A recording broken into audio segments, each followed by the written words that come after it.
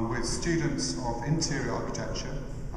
6 of them are here, 5 of them are here, over there. There's the stars. What we're doing is, within the course, is we've got the Jacobs Wells Bars as a project site. It's an extraordinary building and a great opportunity for them, the students, to be designing and thinking about how this space can be creatively reused. So we're listening very carefully to the views of the community. We're talking with Artspace, Livespace, and other people from sort of the dance world and performance world in Bristol, and see how we best we can actually develop the building.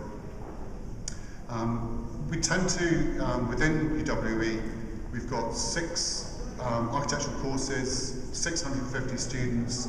It's an absolute brilliant, sort of vibrant environment which produces ideas, and we really believe that we want to contribute those ideas back into the city sort of community and make use of that. So we're very happy that we can be involved with this project, and hopefully the students will produce amazing designs that can go into and feed into the report and the feasibility studies that helps get a continuing community use for this building, and brings into or continues the dance element and performance elements.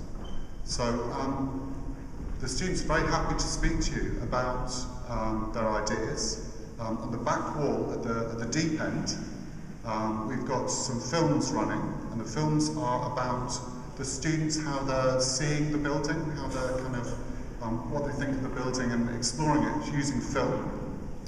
And then the boards to either side are then their ideas developing about the brief, the design brief that they might design to. So it's looking at the uses and functions, and also the beginnings of the ideas for the designs.